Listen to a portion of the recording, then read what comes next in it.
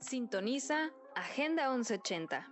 Mantenerse informado es muy importante. Agenda 1180 es tu espacio ideal, donde encontrarás la información más relevante del día a escala nacional e internacional.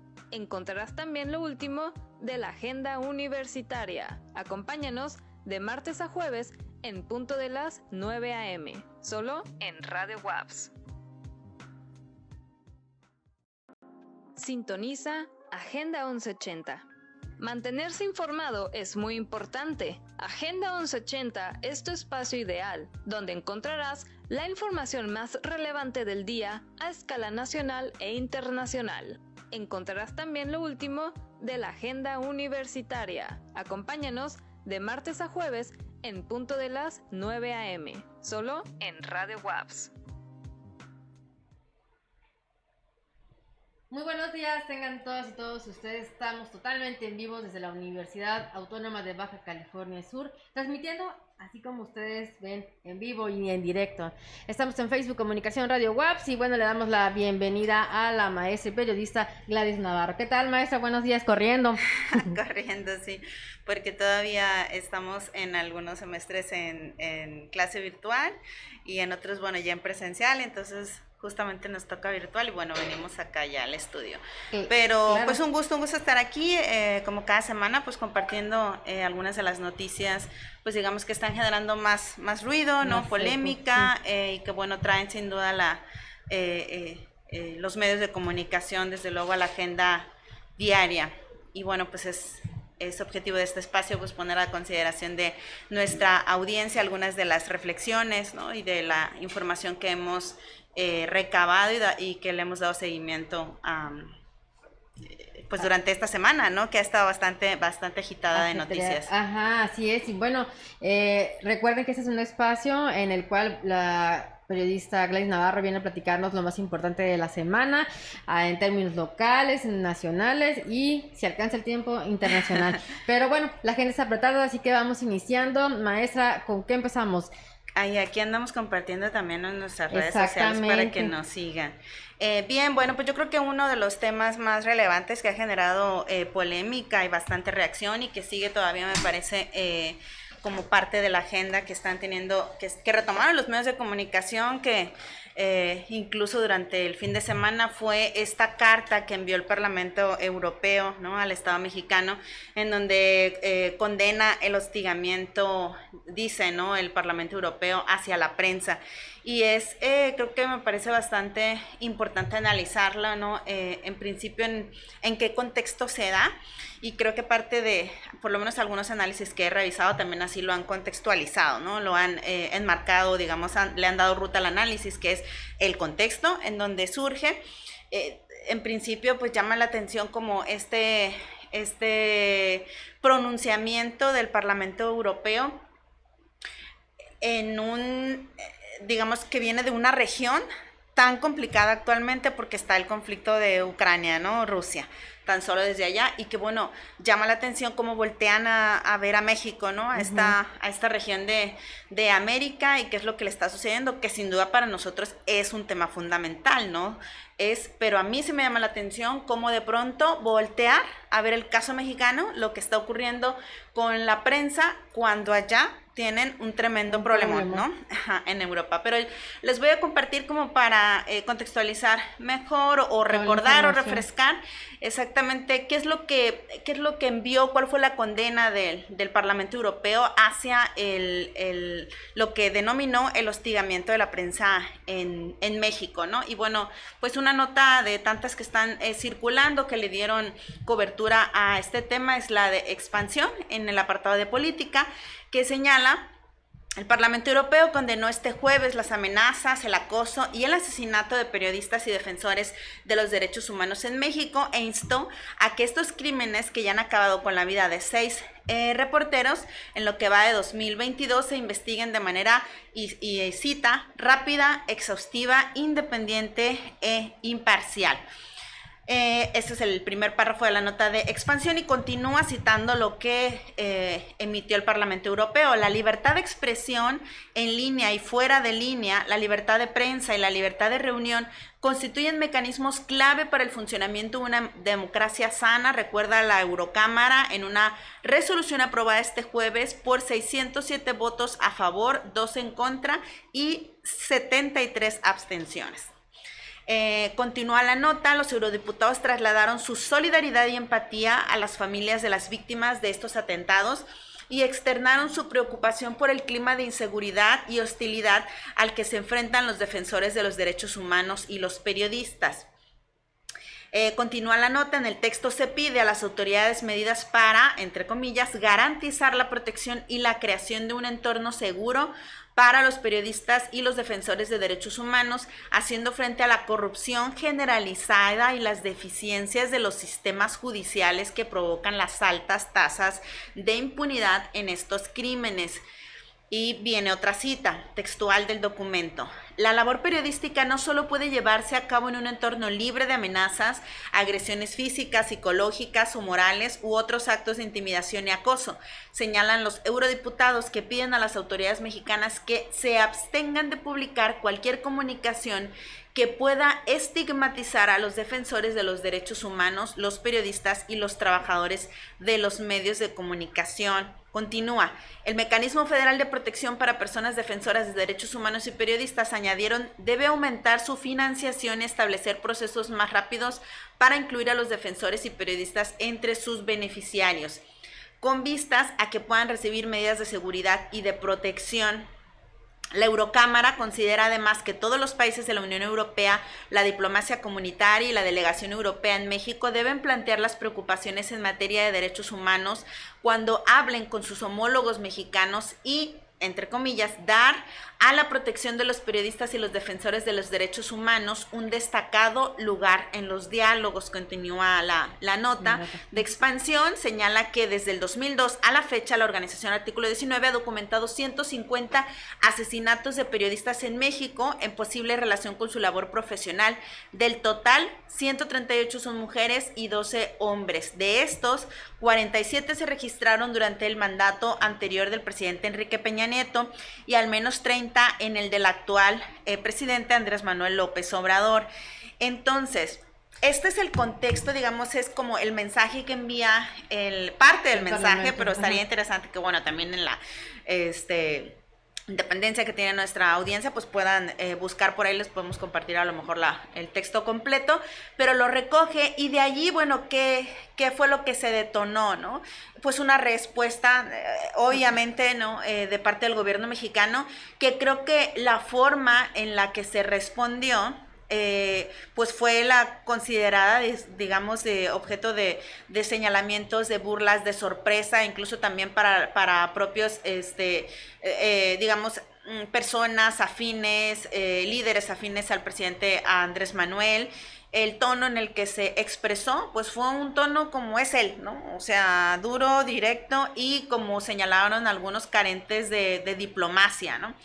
Entonces, ya el presidente abordó que las razones de por qué, porque incluso les llamó como borregos, ¿no? Que seguían y creo que lo importante de destacar de cuál fue la respuesta del gobierno de México, del presidente, es, señaló, calificó el asunto, dice en la nota de Aristegui que estoy leyendo, que voy a una partecita, señaló el asunto como politiquero, de parte de legisladores y, entre comillas, muy irresponsables y muy entrometidos. Les dijo que eran además, pues eso, ¿no? Borregos, pero además sí destaca que tenía un carácter intervencionista, ¿no? Es decir, que estaba interviniendo el Parlamento Europeo en asuntos de México, que ya no era México una colonia, ¿no? Española. Y bueno, ¿qué ha ocurrido después de este tono tan fuerte, digamos, tan desde luego en confrontación que emitió el presidente? pues ya, por ejemplo, el líder de los senadores de Morena en la Cámara de Senadores, desde luego, Ricardo Monreal, envió una carta a la presidenta del Parlamento Europeo, Roberta Metsola, dice que no comparte las consideraciones sobre la resolución y pidió una reunión para hablar sobre el tema de los periodistas. Esto es lo más reciente y por supuesto que esta reacción que tuvo el presidente, ¿no? Que además también parte de lo que se cuestionó y que estuvo ahí manejándose de parte de los medios fue por qué no salió el comunicado, digamos, de respuesta de la Cancillería encabezada por Marcelo Ebrard. La principal, bueno, trifulca, primeramente algo interno, digamos, como es México. Sí, claro, porque le tocaría, ¿no? Sin duda este tema de las relaciones internacionales, ¿no? ¿Por qué no salió? Y muchos señalaban, hubiera sido una respuesta mucho más diplomática y bueno, hasta se mofaron, hubieron memes y todo, ¿no? De todo. Y lo más reciente también es que se le preguntó al canciller Marcelo Ebrard y evadió hablar del tema como muy en su estilo, ¿no? No caer en una confrontación con el propio presidente.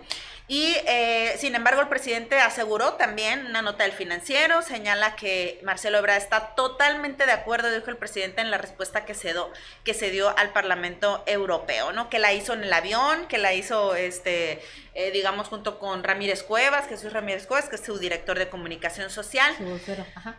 Bueno, ese es el contexto, eso es lo que ocurrió.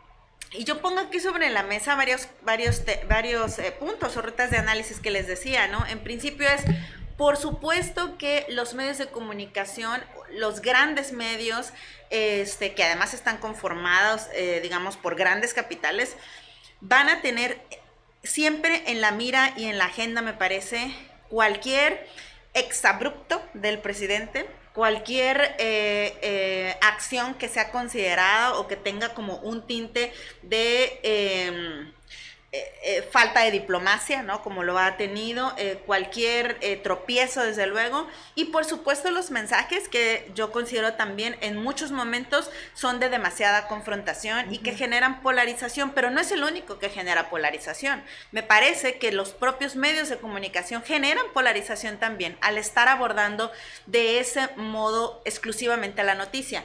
Yo no, en el monitoreo que realicé para poder compartir, yo no identifiqué en los medios más conocidos, incluyendo los que les acabo de leer, y también, por supuesto, ni en la televisión, ni en programas de análisis, excepto en uno de los programas de análisis que recomiendo también, de Julio Astillero, que es un columnista destacado que participa en La Jornada y es un periodista además de una larga trayectoria, desde mi punto de vista, desde luego, de mucho reconocimiento y objetividad, que por supuesto en algún momento también ha sido, le han arremetido el presidente contra él y se le ha ido a parar a la mañanera para señalarle y contestarle, ¿no? Hacerle las precisiones.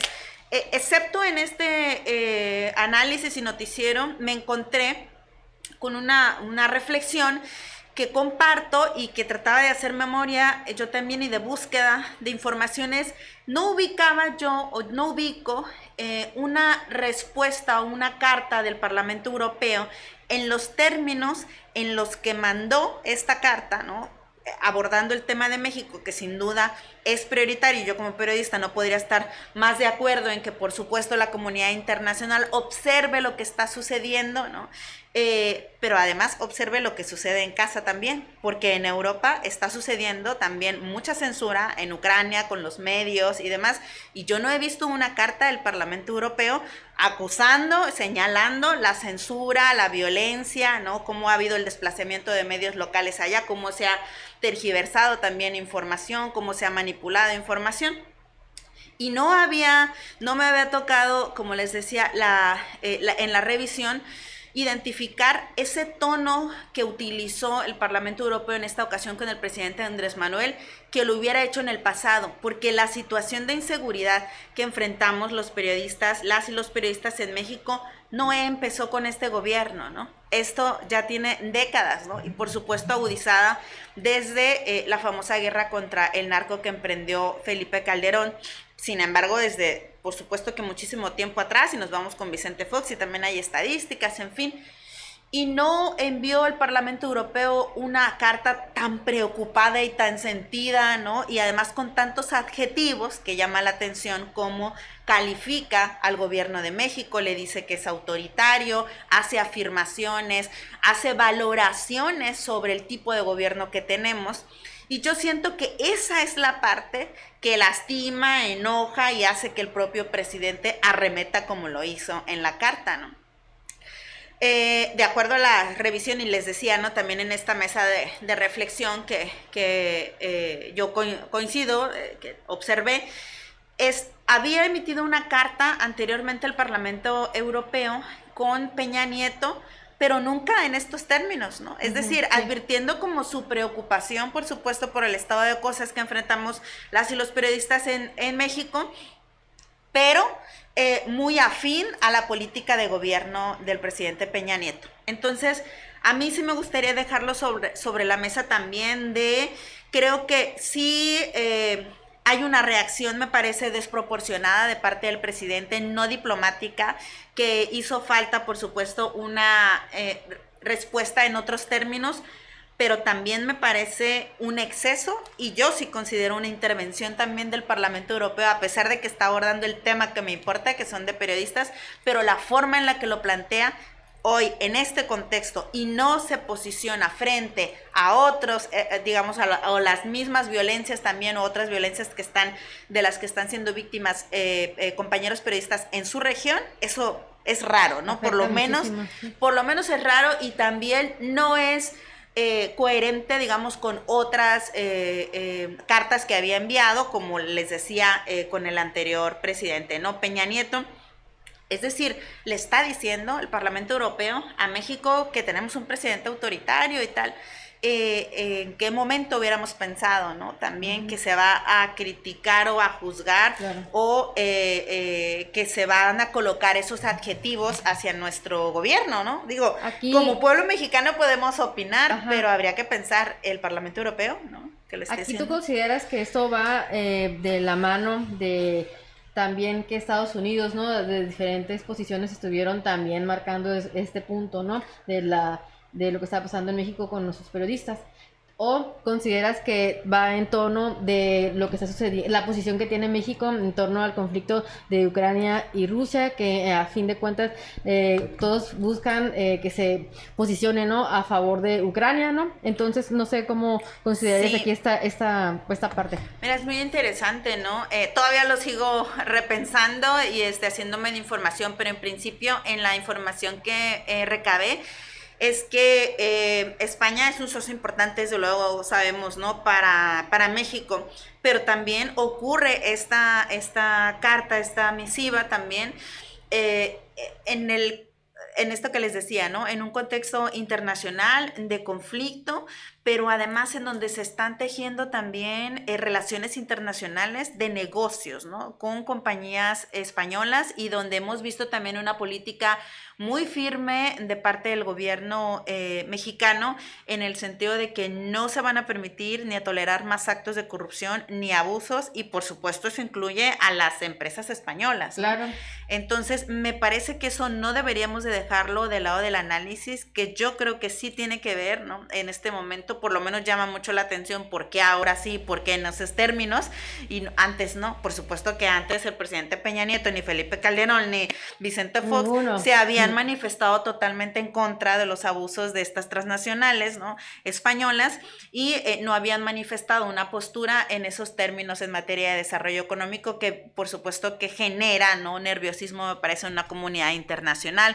En el caso de Estados Unidos, pues yo también vería, ¿no?, que por supuesto hay una a lo mejor pues una alianza, ¿no? Estamos observando una serie de presiones también desde fuera. Yo lo que siempre he cuestionado, digamos, de parte de la reacción del presidente es la forma, es justamente la forma en la que se abordan los conflictos, no necesariamente que no haya un fondo, ¿no?, importante que atender, como esta en algunos casos sutil, en otros casos muy evidente intervención, ¿no?, de otros países porque tienen intereses en México. Sin embargo, el presidente reacciona pues, con las tripas, ¿no? También sí, hay que decirlo, y creo que eso no alimenta, mucho, claro que no, y alimenta también a los medios de comunicación con los cuales también, por supuesto, estamos hablando con grandes conglomerados de medios que están interesados en mostrar así al presidente. Pero, por ejemplo, para concluir, digamos, con esa parte, si no aquí nos quedamos, del tema, mucho de dónde cortar. La situación que aborda la Carta del Parlamento Europeo habla de los periodistas de a pie, de los periodistas que estamos sufriendo el acoso, el bloqueo informativo, ¿no? Los que están en las entidades y tal, pero hay una realidad que tampoco podemos dejar de advertirla, y mucho menos quienes además estudiamos a la comunicación masiva, ¿no? Desde la academia, es que durante la historia en nuestro país también se han fortalecido grandes conglomerados de medios de comunicación privados que de verdad han acompañado más al poder que a la ciudadanía, ¿no? Han estado más del lado de los tomadores de decisiones y en algunos casos incluso censurando o minimizando hechos, por ejemplo, tan lamentables como los movimientos sociales del 68, ¿no? Que no han dimensionado y no han querido mostrar la realidad de un México que ha sufrido, ¿no? Y que al contrario han estado del lado del poder, un poder que ha ejercido abuso, ¿no? Un poder que ha sido corrupto también. Y eso no lo aborda la Carta del Parlamento Europeo, porque tenemos medios, también hay que decirlo, y periodistas que se compran y que se venden, ¿no? Entonces, eso es una realidad también difícil, por supuesto, que se tiene que revisar y que está en medio de todo. O sea, en la canasta del análisis habría que revisar de todo, todo lo que nos está ocurriendo, ¿no? Como gremio. Entonces, pareciera también que, lo hemos dicho en otros momentos, la realidad de los periodistas de a pie en las regiones de México es una, frente a la realidad de los grandes conglomerados de medios y otros medios que se han ido fortaleciendo, ¿no? Medios incluso digitales que han generado mucho ruido con información, pero que detrás de ellos también hay muchísimo interés económico, ¿no? Y no es la realidad que viven también los periodistas en los estados con salarios, por ejemplo, precarios, ¿no? Entonces, pareciera que el Parlamento Europeo está tasando toda la actividad periodística por igual, ¿no? Y no es así, porque por un lado están también los periodistas de a pie que están teniendo una incidencia con su trabajo, por supuesto, que los está poniendo en peligro, pero por el otro lado también hay una prensa, ¿no? Que manipula, que tergiversa, que censura, ¿no? Y que le ha servido al poder históricamente. Claro que sí, un tema que creo que nos llevaría un sinfín de días, ¿no? Para poder finalizarlo, pero fíjense que son aproximadamente las 10:30 y seguimos con más temas, compañera. Sí, claro. Bueno, pues tenemos otro de los temas también que ha estado, vamos a seguir compartiendo en los momentos, otro de los temas que ha estado dando mucho de qué hablar, y en Baja California Sur, por cierto, apenas en este fin de semana, como que lo empezamos a notar, es que, bueno, sigue teniendo la bronca el presidente con el INE por la revocación del mandato, y resulta que en lo más reciente es que se detectaron propaganda, ¿no? Y como muy orquestada, ¿no? De parte de Morena. Forma parte, así la calificó el INE, como una campaña orquestada que viola la normatividad, digamos, de cara a la revocación. Entonces determinó retirar la propaganda en 19 estados, la propaganda en favor de la revocación. Voy a leer la nota del Financiero que nos contextualiza. Dice: propaganda de consulta de revocación se va. INE ordena retirarla en 19 estados. La Comisión de Quejas y Denuncias consideró que algunos materiales pueden formar parte de una campaña orquestada. Y refiere: el Instituto Nacional Electoral declaró este viernes como procedente medidas cautelares contra Morena y la organización Que Siga la Democracia. Paréntesis, esta organización es quien se encarga de la promoción y demás, ¿no? La revocación. Y quien resulte responsable por la colocación de propaganda de la consulta de revocación de mandato en 19 estados de la República.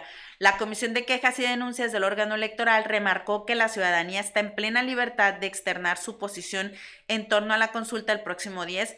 Sin embargo, dice, estas expresiones deben estar libres de financiamiento público y de intervenciones partidistas o gubernamentales, y esto es lo que le hace ruido, esa forma de colocación. Entonces estaríamos hablando de que posiblemente hay una campaña orquestada y por eso los mandó a retirar. Continúa la nota. La investigación realizada por el instituto encontró que la propaganda que no cumple con este requisito consiste en 278 anuncios espectaculares, 21 elementos de propaganda adherida, en equipamiento urbano, 36 bardas, 11 lonas. Señaló la comisión que estos elementos guardan exacta identidad gráfica, tipo, costo, magnitud, ubicación, misma que resulta coincidente con la propaganda difundida porque siga la democracia en su portal de internet. Producto de este análisis, el instituto consideró que dicha propaganda no puede considerarse como ciudadana, sino que es resultado, dice, de una posible simulación en forma de estrategia a nivel nacional, ajena al derecho de la ciudadanía para participar en este ejercicio. Esto es una campaña orquestada, lo que viola la Constitución sobre el proceso. ¿Qué medidas detectó finalmente, dictó el INE? La comisión instruyó ordenar a las personas físicas y morales del Registro Nacional de Proveedores del Instituto informar sobre la contratación de esos espacios de publicidad, detener la documentación que acredite la legalidad de la misma. La publicidad podrá permanecer, en caso contrario deberá ser retirada, añadió el INE. Y bueno, ya después describen qué estados y demás, ¿no? Fue retirada. Sin embargo, casualmente no habíamos detectado, por lo menos yo en Baja California Sur, este tipo de propaganda, porque ya en un ejercicio periodístico anteriormente nos habían solicitado del Universal, en donde colaboró, que estuviéramos revisando a ver si se había presentado, como ocurrió en otros estados. En Baja California Sur no. Pero justo cuando el INE emite esta resolución, aparecen los espectaculares aquí. No sé si te ha tocado verlos ya, que estaban, no habían estado y aparecieron. Entonces, pues ahora van a tener que ir para atrás. Por lo menos el INE debería hacer una investigación.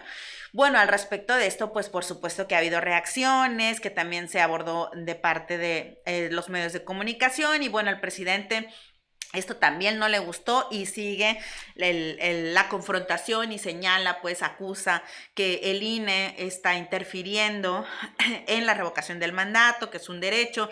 Y bueno, ahí está la polémica, continúa. A mí me parece que, por supuesto, no debe quedar duda, y quienes estén, si es que así ocurre, orquestando esta campaña, ¿no? Debe de transparentarse y debe de ser bajo el marco de la ley. Pero si no se advierte que sea así, tiene que retirarse. O sea, ¿por qué también estar buscando sacarle la vuelta, ¿no? a las cosas? Entonces no dar pie pues más a esta mayor confrontación con el INE. Lo que sí creo que también es fundamental es que el INE tampoco dé pie, ¿no?, a que se sospeche de que hay una injerencia, ¿no?, o un bloqueo. Yo tenía información totalmente corroborable, que hemos podido corroborar, ¿no?, verificada, en donde en algunos casos, por ejemplo, de ciudadanos que han acudido a retirar, a recoger su credencial para votar, les han hecho firmar un documento en donde les señalan que no podrá participar en la revocación. La justificación es que porque habrían ido a recoger la credencial posterior a la fecha en donde tenían el corte del listado nominal para poder participar. Sin embargo, en la revisión que yo he realizado como periodista, me he encontrado con que esa determinación, esa información no se le comunicó a las personas con anterioridad. Es decir, cuando se llegó al módulo para hacer su trámite de credencial, no se les dijo, tiene hasta tal fecha, si quiere participar en la revocación, hasta tal fecha, porque si no, no podrá. Entonces me he encontrado con testimonios donde me dicen, me vengo enterando, si no, yo hubiera venido antes. No podemos dar pie, como institución, el INE no puede dar pie a que existan especulaciones, porque así como actualmente les está haciendo firmar que, bueno, ya no entra dentro del plazo y pues ya no va a participar, porque anteriormente no se hizo énfasis, no se difundió la fecha límite, y ya por lo menos que la ciudadana, el ciudadano tenga la posibilidad de elegir, quiero participar o no, pero de entrada, ante la ausencia de información, me parece que es una falla grave también, que puede ser utilizado, que puede ser, puede levantar muchas suspicacias también, ¿no?, de por qué se realizó así ese procedimiento con algo tan elemental que se hubiera podido subsanar, como señalar la fecha para poder recoger la credencial para votar, ¿no? Si es que se desea participar en la revocación. Entonces, por eso es que también el INE puede dar pie, o algunos trabajadores del INE, a que también pues el presidente y quienes buscan también que se fortalezca esta consulta estén cuestionando directamente las acciones del INE, ¿no? Y seguimos en esta polémica. Y bueno, a nivel local, ya para ir concluyendo, también tenemos una nota que no me gustaría también que pasara como desapercibida, se está apenas generando, que se trata de la contratación de un crédito por 600 millones de pesos de parte del gobierno del estado, un crédito con 2 instituciones bancarias que ocurrió, que se realizó a finales del año pasado, ¿no? Ya, es decir, ya en esta administración. Voy a leer la nota de El Independiente para contextualizar. Es de mi compañero Rodrigo Rebolledo. Dice: gobierno estatal contrató deuda por 600 millones de pesos para pagar compromisos laborales. Y continúa el primer párrafo: de acuerdo con los reportes financieros de la deuda disponibles en el portal de transparencia de la Secretaría de Finanzas, el gobierno de Baja California Sur aumentó en más el pasivo aumentó en más de 600 millones de pesos a partir de los últimos meses del 2021. Ello se debe a la contratación, dice, de 2 créditos bancarios, los cuales, de acuerdo con su titular, Berta Montaño, fueron para hacerle frente a compromisos financieros que el Estado tiene con sus trabajadores al final del año. La funcionaria confirmó ayer en una entrevista, por cierto, en una conferencia de prensa, que no fue para ese tema, pero obviamente se le abordó. Se le preguntó, sí. La funcionaria confirmó que se trata de un crédito por 100 millones de pesos y otro por 500 emitidos por el Banco Santander. La línea de crédito de 600 no fue usada al final del año, afirmó, sino a principio de año, y solo se han empleado cerca de 300 millones para el pago de nómina y prestaciones. Y como cita: nada más dejamos en activo 300 millones para atender los gastos, sobre todo de nómina y otros gastos muy emergentes que teníamos en el mes de febrero. Hasta ahorita se han utilizado de esos 300, 218 millones y todavía tenemos disponibles 82 millones. Sobre todo, lo que tratamos es apalancar la nómina, dijo. Los créditos son pagaderos en menos de 365 días, es decir, en un año. La línea de crédito no excede, dijo, el monto que sería necesario para informar al Congreso del Estado. Y aquí me parece que recae, creo que el punto de interés, digamos, por lo menos para muchos ciudadanos. Y es que si algo va enarbolado la 4T a nivel nacional y por supuesto que a nivel local, ha sido su compromiso con la transparencia y el combate a la corrupción, y algo muy importante que es la rendición de cuentas. Esta información surgió, porque le di seguimiento, ¿no? Surgió a raíz de una publicación en redes sociales de un ciudadano, ¿no? Como muchos más que hay interesados en la revisión de los estados financieros, contables, etcétera, ¿no? Obviamente es un agente, una persona especialista o que conoce de estos temas, y entonces publicó que se había encontrado esta línea de crédito publicada, porque las entidades están obligadas a enterar a la federación de estos créditos porque ponen como aval las participaciones federales, y entonces estaba publicado ya en los reportes de la Secretaría de Finanzas la contratación de este crédito, y no estaba informada esta cantidad, este monto de este crédito en los estados financieros correspondientes al gobierno del estado hasta la fecha. Y empezó a hacer una serie de cuestionamientos de por qué, para qué se había contratado y sobre todo del monto. O sea, si estamos hablando de 600 millones de pesos, no es una cantidad menor, ¿no? Entonces,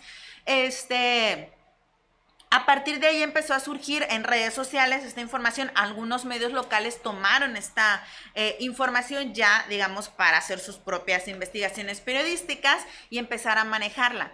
Y entonces aquí es donde yo aportaría mi análisis. ¿Por qué tenemos que enterarnos a partir de la investigación o, digamos, de la revisión de un ciudadano o bien de un medio de comunicación? Digo, qué bueno que como medios de comunicación también, pues para eso estamos, para investigar, para revisar la función pública, forma parte, ¿no?, de nuestro trabajo, pero no sería lo más responsable que la autoridad el gobierno del estado informara, ¿no?, al respecto de la contratación de estos y todos los créditos que se realice, con independencia de que esté facultado o no, que le sea permitido o no. Porque el día de ayer se le cuestionó a la Secretaría de Finanzas de por qué no se había informado al Congreso del Estado, y dijo que por el monto y que porque se iba a pagar a un año, es decir, que no sería un endeudamiento mayor, como digamos se traduce, que por eso no estaba obligado a informarle al gobierno, al Congreso del Estado. Pero creo que la 4T tiene, ¿no?, y esta nueva gestión que se ha presentado tiene un compromiso moral. Hablan mucho del compromiso moral, entonces por lo menos como para ir dejando, me parece, huella de que las cosas en efecto van a ser diferentes, porque enterarte por redes sociales o enterarte por un trabajo periodístico, ¿no?, de la contratación de un crédito que todavía no se utiliza y que no se utilizó para lo que se dijo que se iba a utilizar, genera muchas suspicacias, ¿no? Entonces, yo plantearía como otra parte del análisis se supone, yo quiero entender que tú conoces cuáles son los compromisos financieros que tienes como gobierno, o con los que vas a apoyar también a los municipios, porque muchas veces ha salido a rescate de los municipios. Tú conoces los compromisos, sabes cuál es el monto, la cantidad, y supongo sabes cuál es tu capacidad de pago, ¿no? Como todos sabemos cuál es nuestra capacidad de pago. Sabes si te va a alcanzar o no. Y todavía nos reinforman ayer la Secretaría de Finanzas que no se había utilizado. Entonces, ¿como para qué se solicitó? O sea, ¿sí se pudo pagar? Entonces, ¿como para qué se solicitó si no se ve utilizado? Se va a utilizar al inicio de año. Bueno, entonces, ¿lo solicitaste para inicios de año? ¿O era como por reserva? ¿Por si sí o por no? Como dicen, por si acaso. Eso me parece que no le abona, ¿no?, el principio de transparencia que deben de tener los gobiernos. Y otra cosa es que yo recuerdo, y podrán revisar también, que presumió el gobierno del estado al finalizar el año, y también se enojó, por cierto, el gobernador, es que el gobierno federal había apoyado a la entidad con un adelanto de participación de recursos para poder cumplir con los compromisos de fin de año, porque el gobierno pasado había concluido su gestión utilizando además parte de ese recurso federal en pago de finiquitos. Lo dijo en conferencia de prensa el gobernador, cosa que no debería de haber sido así. Es decir, ese recurso que envió el gobierno federal era para los compromisos de fin de año, no para pagar finiquitos, como lo pagó finiquitos a su personal, a su gente, el exgobernador Carlos Mendoza. Entonces ya había un recurso, había conseguido, y yo planteo ahora, entonces, ¿se tuvo ese recurso o no se tuvo? ¿Se cumplió o no se cumplió? Y este crédito era para tenerlo un colchoncito bajo reserva. Creo que todavía falta mucho porque nos aclaren la Secretaría de Finanzas, y concediendo que no haya una mala fe ni una mala voluntad, por supuesto, y no un mal uso de recursos, que a nadie nos gustaría, por supuesto, como ciudadanos, porque son recursos públicos. Creo que sí hay una pésima comunicación, ¿no?, de la información que necesitamos saber, por supuesto, para la toma de decisiones, y por lo tanto nos habla al menos de una falta de planeación y de un cierto desorden, ¿no? O sea, yo lo plantearía así, porque les digo, nos enteramos casualmente, ¿no?, a raíz de una investigación, de una revisión, no se quiere informar, y luego nos enteramos que se contrata y ni siquiera se ha utilizado. Entonces, ¿como para qué se contrata, no? Y hasta allí, pues esta es la nota que se está generando en este momento, pero obviamente que en la entidad tenemos más. El día de ayer fue la primera colocación de la primera piedra en Santiago, que ya se van a construir las viviendas. No hay que dejar de perder, digamos, el radar, la vista en aquella zona, pues que quedó muy vulnerable también, porque se perdieron por lo menos más de una decena de viviendas en su totalidad. El compromiso del gobierno del estado ha sido que van a ser viviendas dignas, es decir, de 44 metros, y que pues les va a alcanzar, pues, ¿no?, para eso. Lo malo que yo vería es que de pronto hay mucho protagonismo y ya ven a los funcionarios tomándose la foto y haciéndole como de albañiles que están colocando la primera piedra, y a mí me parece que eso es lucrar con la tragedia, ¿no? Así es que eso está allí también. Han continuado los incendios, y creo que eso es fundamental también, que estemos al pendiente. Y lo más reciente, que creo que está haciendo nota incluso nacional, es esta riña del malecón. Esta riña que hubo en el malecón, tremenda, del fin de semana, en donde empezó a circular un video y que ya también ha escalado a las pues redes, espacios nacionales, porque nos escandalizamos mucho de lo que sucedió en el estadio, ¿no? De Querétaro, en el juego, y de pronto vemos también esta... Pero ya van 2 semanas seguidas, ¿no? De escándalos en el malecón. Sí, no es la primera vez, entonces, pero además la hazaña, o sea, yo les decía ahora a mis alumnos... creo que sí nos llevaría a la reflexión o nos debe conducir a la reflexión de en qué nivel de violencia nos encontramos como personas, ¿no? O sea, que se puede llegar a así y además estando la autoridad ahí presente, ¿no? Que también habría que cuestionar a la autoridad, así es, ¿no? Bueno, pues aquí se nos acaba nuestro espacio. Muchísimas gracias, maestra Gladys, periodista. Gracias. También. Fíjense que pues nuestro espacio lo hemos modificado, no se desesperen porque si vamos a iniciar... Vamos a estar de nómadas. Solo que tenemos algunos detalles por la hora, ya iniciamos clases presenciales y bueno, estamos en este tipo de cambios. Ajustándonos. Así que... aquí estamos y muchísimas gracias por sintonizarnos a través de la señal del 1180 de amplitud modulada en Facebook, Comunicación Radio WAPS, y también está usted siguiéndonos a través de mixlr.com/Radio WAPS y Radio Garden. Muchas gracias a Saúl, quien estuvo hoy en nuestros controles técnicos. Así que nos vemos el día de mañana y no se pierda que a las 10 de la mañana tenemos una cita.